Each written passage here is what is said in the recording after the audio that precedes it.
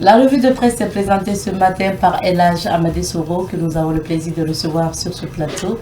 Bonjour Elhaj. Bonjour, Adia Abzeta. Bonne arrivée. Vivement. Merci beaucoup. Vivement. Vivement, Inch'Allah. Inch'Allah, comme on le dit. Alors, Elhaj, on va découvrir les titres de l'actualité. Absolument. Et nous commençons par le journal Citoyen. À la une des Citoyens, baisse des prix des médicaments, des acteurs mobilisés pour une application effective dès le 1er mars 2026. Ouattara Tchakardia Emma, DG de la Sosuco, le sucre est disponible et le sera encore pour les années à venir. Trait de plume, le pompier Mousseveni. 22e édition de la SNC, le Comité national d'organisation annonce les couleurs.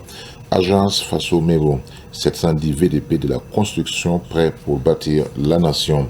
Diabète et Ramadan, jeûner sans mettre sa santé en péril. Procès Téan, acte 2, Yake Camille rejette les accusations. Nouvelle du front, coup d'arrêt aux forces obscures à Titao.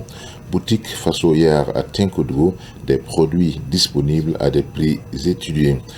Odara, le ministre Serge Boda salue le dynamisme des industries agroalimentaires. À la suite du journal Citoyen, place au journal Le Quotidien. À la une du quotidien, 22e édition de la SNC, le visuel officiellement dévoilé. Détournement des deniers publics, enrichissement illicite et blanchiment des capitaux. Yake Camille nie les faits et s'explique. Coopération militaire, la Russie remet un important lot de matériel aux forces armées nationales burkinabè. Agence Faso-Mebo, 710 VDP de la construction prêts pour bâtir la nation. Nous poursuivons notre randonnée avec la presse burkinabè, cette fois-ci avec le journal L'Observateur parle. À la une de l'Obs, attaque de Titao, la riposte a été de taille, la vie a repris son cours normal et le nécessaire convoyé pour les populations. Le ministre de la Sécurité, Mahamoudou Sana. Blanchiment de capitaux, l'ensemble de mes biens repose sur des fonds privés qui sont traçables selon Yeyake Kami prévenu. Incursion du groupe armés soudanais au Tchad comme une moutarde au nez de Mahamat Déby. Le coin du jeûneur, les fondements et bienfaits de l'abstinence en islam. Prochain entraîneur des étalons, mais qui est donc ce 6e sélectionneur auditionné? Boukari Ouédraogo, panier dans la lucarne donc des anciennes gloires, le bulldozer de la défense. Pylône de la discorde à Basenko, priorité au dialogue, à la transparence et à la protection des populations. Place à présent au journal L'Express du Faso, édité à Bobo Dioulasso. À la une de l'Express du Faso, éducation dans la région de Tania, le ministre Tengara exhorte les acteurs à rompre avec les pratiques routinières. SNC Bobo 2026, plus de 750 000 festivaliers attendus. Autant le dire, SNC Bobo 2026, faire revivre le légendaire Diatilia Bobolin.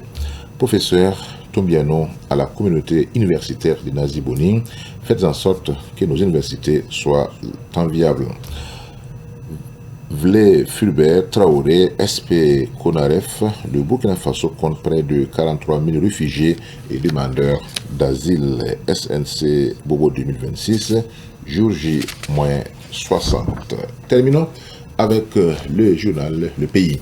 À la une du Pays, Marcel Tiahoun, entrepreneur à Dédougou, de la Trouelle à l'entreprise, la foi d'un autodidacte.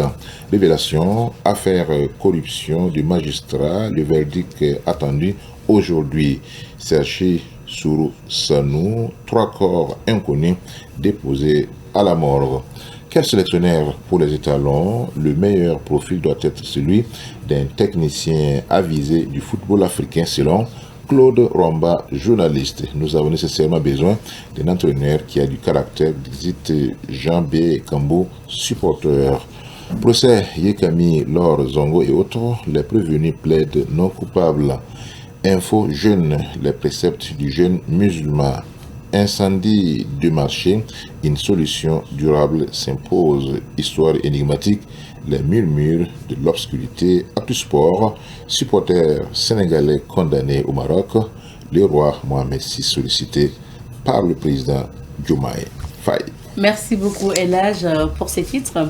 On va parler en phase commentaire de cette visite du ministre de la Guerre burkinabé au niveau de l'Iran. Absolument. C'est vrai que c'est une information qui est passée un peu inaperçue, mais nous qui suivons donc à la loupe l'actualité notamment internationale, nous avons effectivement sauté sur l'information, puisque c'est d'abord sur une chaîne arabe, Al Jazeera, donc j'ai vu l'information.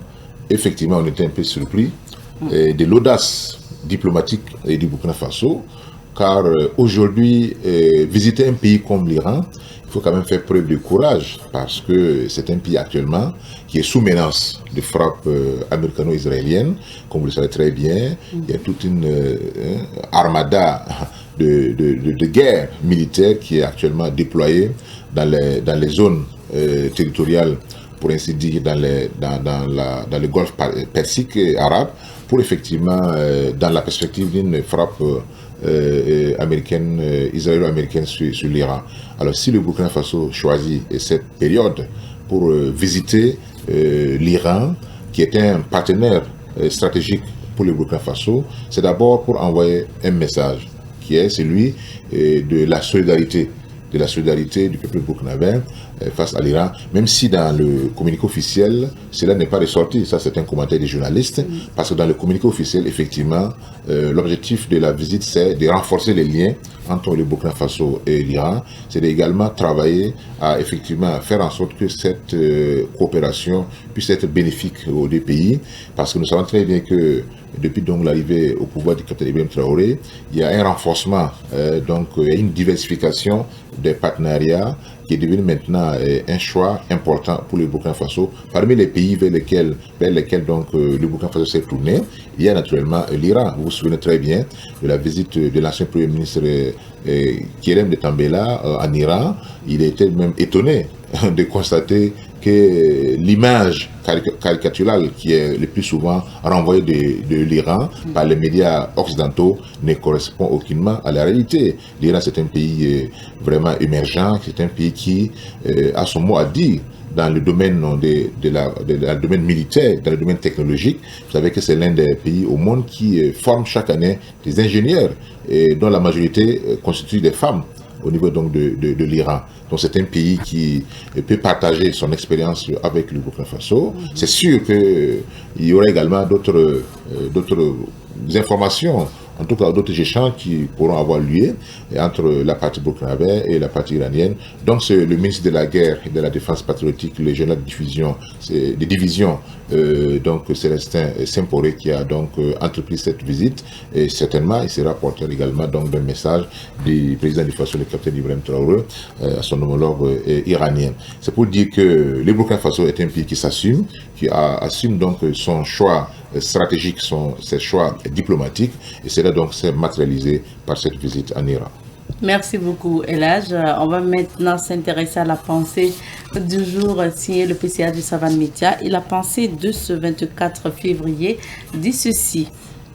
Nous vivons dans un monde où le changement des valeurs est perceptible. Ainsi, la vie des êtres humains devient parfois plus banalisée que celle des animaux. Cette métamorphose ne vient pas de notre Créateur. La question que je me pose est la suivante. La présence des êtres humains est-elle toujours nécessaire sur Terre? À quand le prochain changement? C'est fort. Hein? J'avoue que c'est une pensée philosophique, oui, pour ne pas dire existentielle, donc du PCA, du Savane Média, et là je dirais au Kassinava, qui nous saluons pour la profondeur de ses pensées. En réalité, cette pensée nous ramène à une réalité, celle du fait que, par le fait de l'homme, le monde ou la terre est devenu invivable, pour ainsi dire, entre guillemets. Parce que tout ce que vous voyez comme corruption, tout ce que vous voyez comme acte négatif, ce n'est pas le Seigneur qui l'a fait. C'est l'homme, par ses agissements, qui a effectivement provoqué cela. Et il se pose la question, à quand le prochain changement? Puisque nous savons très bien qu'il y a un remplacement générationnel qui se fait tous les 25 ans, tous les 50 ans, tous les 100 ans, tous les millénaires aussi. C'est pour dire que si aujourd'hui l'homme ne se ressaisit pas, alors un beau jour, on peut se réveiller et puis trouver qu'il n'y a plus d'humains. Il y a même des animaux souvent qui sont plus bienveillants plus que l'homme.